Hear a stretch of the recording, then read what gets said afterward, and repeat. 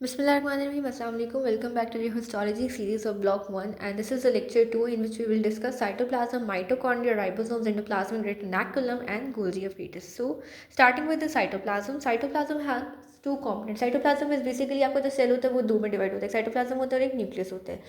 उसमें से जो साइटोप्लाज्म होता है वो मज़ीद फर्दर दो में डिवाइड होता है. एक होता है साइटोसोल जो उसका सारा फ्लूइड मैट्रिक्स होता है जिसमें सारा उसके प्रोटीन्स आइंस मॉलिक्यूल्स वगैरह एम्बेडेड होते हैं. फ्लूइड लाइक मिक्सचर होता है. वाटर मोस्ट अबंडेंट इसमें होता है.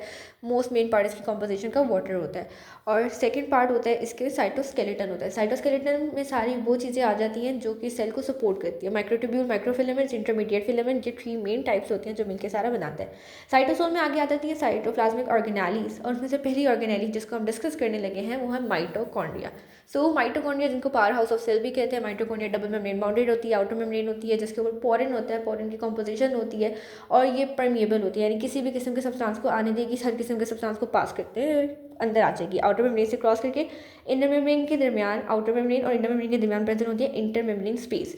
इंटर मेम्ब्रेन स्पेस के बाद आ जाएगी इनर मेम्ब्रेन. इनर मेम्ब्रेन जो होती है वो सेमी परमिएबल होती है, यानी हर सब्सटेंस को पास नहीं करने देती. सिलेक्टिवली कुछ सब्सटेंस को सिलेक्ट करके आगे उनको पास करने देगी. और यही इनर मेम्ब्रेन है जिसके ऊपर इलेक्ट्रॉन ट्रांसपोर्ट चेन जो आपका प्रिंसिपल एनर्जी प्रोडक्शन का सेल होता है, प्रोसेस होता है वो.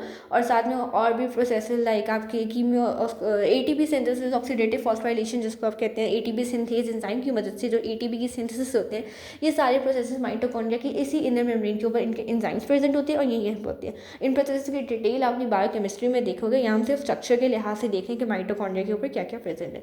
उसके बाद माइटोकॉन्ड्रिया का मैट्रिक्स आ जाता है. मैट्रिक्स तो इसके अंदर का सारा पोर्शन आ जाता है. मैट्रिक्स के अंदर भी डिफरेंट एंजाइम्स, प्रोटीन्स वगैरह मॉलिक्यूल्स प्रेजेंट होते हैं और इनमें भी फैटी एसिड ऑक्सीडेशन इस तरह के डिफरेंट प्रोसेसेस होते हैं और इनके रिक्वायरमेंट के जो एंजाइम्स होते हैं वो माइटोकॉन्ड्रिया के इनर मैट्रिक्स के अंदर एम्बेडेड होते हैं, प्रेजेंट होते हैं. माइटोकॉन्ड्रिया का नंबर भी वेरिएबल करता है. जो सेल जो हाईली इन्वॉल्व होते हैं एनर्जी मेटाबॉलिज्म में उनमें माइटोकॉन्ड्रिया का नंबर ज़्यादा होता है. और लाइक लिवर हो गया, उसको बहुत ज़्यादा एनर्जी चाहिए होती है अपने प्रोसेसेस करने के लिए, तो उसमें 1000 से 2000 तक भी माइटोकॉन्ड्रिया का नंबर हो सकता है. जबकि वो सेल्स जिनकी कोई एक्टिविटी नहीं है, कोई मेटाबॉलिक एक्टिविटी नहीं है, उनमें माइटोकॉन्ड्रिया का नंबर बहुत कम भी होता है. माइटोकॉन्ड्रिया एक्टिवली रिप्रोड्यूसिंग ऑर्गन है, एक्टिवली डिवाइडिंग ऑर्गन है. ये सेल्फ रेप्लिकेटिंग ऑर्गन होते हैं. सेल्फ रेप्लिकेटिंग क्यों? Because they have their own circular DNA, their own ribosome, their own RNA. और कोई भी ऑर्गेनेली जिसका अपना डीएनए और प्रोटीन फैक्ट्री होती है, प्रोटीन्स होती हैं, वो सेल्फ रेप्लिकेट कर सकते हैं, यानी खुद ब खुद दो में आगे चार में डिवाइड कर सकते हैं, माइटोटिक डिवीजन कर सकता है. माइटोकॉन्ड्रिया के दो मेन फंक्शन होते हैं. एक इसने एटीपी बनाना होता है ऑक्सीडेटिव फॉस्फोराइलेशन के प्रोसेस के थ्रू, और सेकंड इसमें कैल्शियम आयन की रेगुलेशन करवानी होती है, यानी कैल्शियम आयन को स्टोर करता है और जब सेल को जरूरत पड़ता है रिलीज भी करवा देता है. तो एनर्जी प्रोडक्शन में इसका सारा रोल होता है. Next organelle that we are going to discuss is ribosomes. Ribosomes को सेल की प्रोटीन फैक्ट्री भी करते हैं. कंपोज होते हैं राइबोसोमल आरएनए और साथ में राइबोसोमल की कुछ प्रोटीन्स होती हैं, दोनों मिलकर राइबोसोम बनाते हैं. लास्ट सब यूनिट यूकैरियोट के अंदर इसका जो लास्ट सब यूनिट होता है वो 60s का होता है और स्मॉल सब यूनिट 40s होता है. एस रेडबर्ग यूनिट होता है जो सेंट्रीफ्यूगेशन में यूज होता है. सेंट्रीफ्यूगेशन करते हैं हम, सेल ब्लड लेंगे उसमें सेंट्रीफ्यूगेट करेंगे और जो डिफरेंट सेल्स ऑर्गेनेलीज होती हैं वो सेंट्रीफ्यूगेशन के प्रोसेस के थ्रू सेपरेट हो जाते हैं. तो ये उसी का एक यूनिट है और उसके अंदर राइबोसोम का इतनी लार्ज सब यूनिट और स्मॉल यूनिट. जो प्रोकैरियोट होते हैं उनमें 50s और 30s के सब यूनिट होते हैं. नेक्स्ट उसके बाद इसकी जो प्रोटीन होती है वो साइटोसोल में बनती है. सबसे पहले जो साइटोप्लाज्म नॉर्मल सेल का साइटोसोल होता है वहाँ पे प्रोटीन बनेगी, वो आ जाएंगी न्यूक्लियस में. दो पार्ट है ना, प्रोटीन है और दूसरा आरएनए है. प्रोटीन साइटोप्लाज्म से बन के न्यूक्लियस में आ गई और न्यूक्लियस के अंदर प्रेजेंट होते हैं न्यूक्लियोलस. न्यूक्लियोलस राइबोसोमल आरएनए बनाना होता है. ठीक है, ये आपने 2 पॉइंट याद रखना है. राइबोसोम को प्रोटीन फैक्ट्री कहते हैं. राइबोसोम ने प्रोटीन बनानी होती है, जबकि जो न्यूक्लियोलस होता है ना उन्होंने राइबोसोमल आरएनए बनाना होता है. न्यूक्लियोलस ने राइबोसोमल आरएनए बनाया, साइटोप्लाज्म के अंदर प्रोटीन बनी यानी साइटोसोल में प्रोटीन बनी, वो न्यूक्लियस के अंदर आई.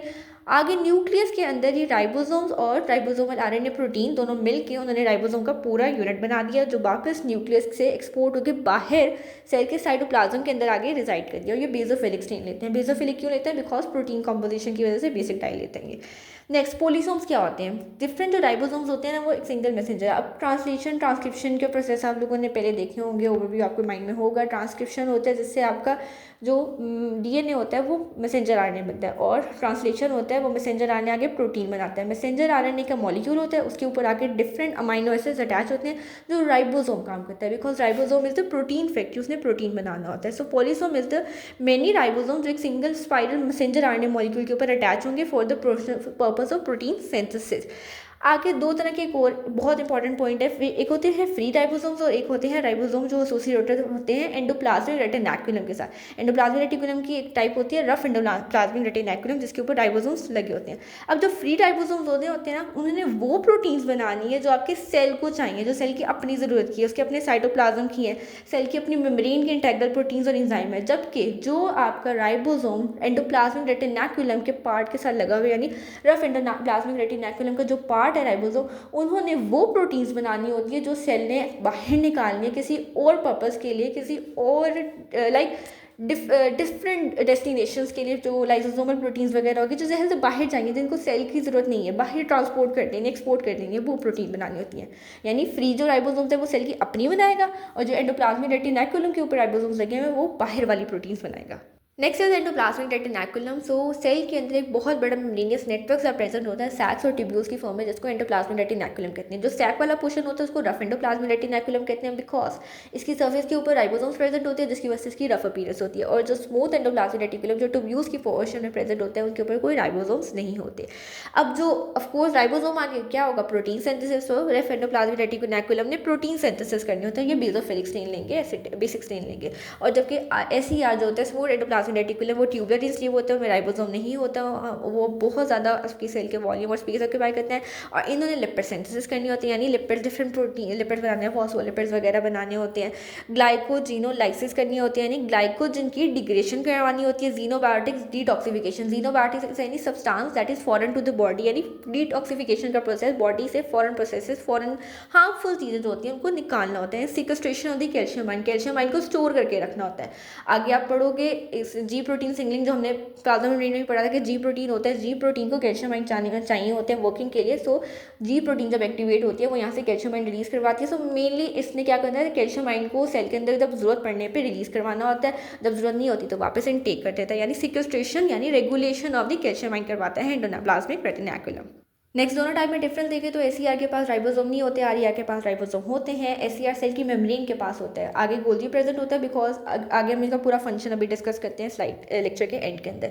और जो RER होता है वो साइटोप्लाज्म यानी मिड वेट पोर्शन में प्रेजेंट होता है। जो SER होता है ना, वो जो RER वाले राइबोसोम्स होते हैं ना, वो अपना राइबोसोम निकाल देते हैं और बाद में SER बना देते हैं। जबकि जो RER वाले राइबोसोम्स होते हैं, जो एंडोप्लाज्मिक रेटिनैकुलम का पार्ट है, वो न्यूक्लियर मेम्ब्रेन से बनता है, न्यूक्लियस बनाता है।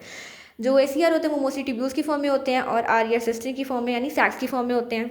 RER SER के बाद नेक्स्ट ऑर्गेनेली जो इसके साथ प्रेजेंट होती है वो होती है गोल्गी ऑपरेटर। गोल्गी ऑपरेटर्स भी एक system of flat membrane bound sacs होता है, पैरेलल होता है, दरमियान फ्लूइड फिल्ड सैक्स प्रेजेंट होते हैं। इनको सिस्टर्नी कहते हैं, जो सारी मेम्ब्रेन्स वगैरह बनानी होती हैं। वेल डेवलप होते हैं लास्ट सेल्स के अंदर, और इन्होंने प्रोटीन सिक्रीट करना होता है। मेन इनका फंक्शन होता है कि जो प्रोटीन RER से प्रोटीन बनी, SER में आई, SER से गोल्गी में आई, गोल्गी ने उस प्रोटीन को मॉडिफिकेशन कर दी, उसकी पोस्ट ट्रांसलेशन मॉडिफिकेशन, उसको पूरा एक वेजिकल में मेम्ब्रेन में पैक करके सेल से रिलीज करवा दिया। अब कैसे होता है, इसके 3 कंपार्टमेंट्स में डिवाइड करते हैं गोल्गी में, एक cis compartment, medial compartment and trans compartment. सबसे पहले RER के साथ, जो RER के बिल्कुल साथ सरफेस होगी गोल्गी के साथ, वो होती है इसकी सिस कंपार्टमेंट। RER ने प्रोटीन बनाई, प्रोटीन आई गोल्गी के सरफेस के साथ फ्यूज कर गई, कौन सी सरफेस, सिस सरफेस के साथ, आगे अंदर की तरफ आ गई। अब वो प्रोटीन जो बाहर से आई है ना, उसके ऊपर एक वेजिकल लगा होता है कोड प्रोटीन 2, यानी कोड प्रोटीन 2 उसके ऊपर आइडेंटिफिकेशन या इस तरह का सिग्नलिंग देते हैं कि इस प्रोटीन को आपने पैक करवा के आगे रिलीज करवाना है। कोड प्रोटीन 2 से लेबल एक वेजिकल अंदर आया, प्रोटीन अंदर आया, वेजिकल से फ्यूज करके सिस से फ्यूज करके अंदर आ गया। फिर मीडियल कंपार्टमेंट जो दरमियान वाला कंपार्टमेंट है, वहाँ से पास करते हैं ट्रांस कंपार्टमेंट का, बीच में गोल्गी ने सारी इसकी मॉडिफिकेशन करवा दी, इसकी मेम्ब्रेन बना दी सारी, और उसको फिर ट्रांस कंपार्टमेंट के ऊपर आके एक्सोसाइटोसिस के प्रोसेस के थ्रू उसने रिलीज करवा दिया। जब उसने रिलीज किया तो उस मेम्ब्रेन सारा वो वेजिकल है, उसने मेम्ब्रेन की शक्ल में मेम्ब्रेन बाउंडेड वेजिकल बन के गोल्गी से रिलीज हो गया।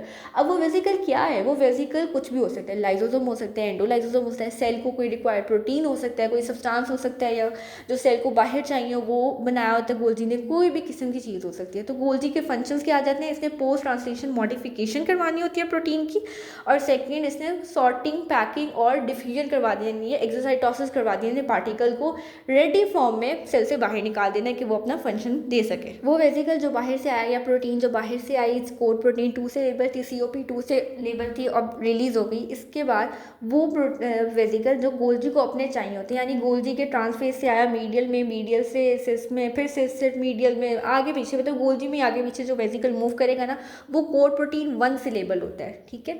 जो रेट्रोग्रेड यानी आगे पीछे विद इन द गोल्जी जो ट्रांसपोर्ट करता है वेसिकल, वो कोड प्रोटीन 1 से लेबल होता है, वो वाला वेसिकल पास कर सकता है। और जो कोड प्रोटीन 2 से लेबल होता है उसने आना है गोल्जी में पैक होकर आगे चले जाना है। अब इस डायग्राम में आप देखिए दरमियान में जो ब्लू कलर का पोर्शन आ रहा है वो न्यूक्लियस है, उसमें जो आपको एक और सर्कल सा नजर आ रहा है वो न्यूक्लियोलस है। न्यूक्लियस के बिल्कुल बाहर प्रेजेंट है आपका rough endoplasmic retinaculum. Rough endoplasmic reticulum जो सारा सैक्स की शक्ल में है, आगे वो डायरेक्टली फेज ऑफ गोल्जी के साथ इन कॉन्टैक्ट कर रहा है। रफ एंडोप्लाज्मिक रेटिकुलम के साथ ब्राउन कलर के प्रोटीन या वेसिकल जो भी आपका बनना होता है, कोई भी प्रोटीन कह लें, वो निकला आगे गोल्जी की सिस फेस के ऊपर आके फ्यूज हो गया। फिर गोल्जी से आगे पास करता रहा मीडियल कंपार्टमेंट से ट्रांस कंपार्टमेंट। अब इस जब पूरा गोल्जी जब पास कर रहा है ना, इस दौरान उसकी मॉडिफिकेशन हो रही है, ठीक है। दरमियान में जो भी वेरियस उसको कॉन्जुगेशन करवानी है, उसकी यूप्लिकेटेशन करवानी है, कोई एडिशन करवानी है कार्बोहाइड्रेट्स की, प्रोटीन्स की, कुछ भी करवाना है वो सब कुछ, उसको ट्रंकेटेड करवाना है, छोटा कराना है, बड़ा करना है, कुछ एडिशन वगैरह करनी है, सब्ट्रैक्शन करनी है, वो सब कुछ ना इस दरमियान में जो ये ट्रेवल करे ना वेसिकल्स के दरमियान होगा, ट्रांसफेस के ऊपर आके रिलीज हो जाएगा। रिलीज किस में होता है, या तो लाइजोसोम बन के रिलीज होता है, या कोई सिक्रीटरी ग्रेन्यूल हो सकता है, या फिर कोई और मेम्ब्रेन की प्रोटीन हो सकती है कि मेम्ब्रेन को प्रोटीन चाहिए होती है जो आगे जाके उसे फ्यूज कर जाएगी।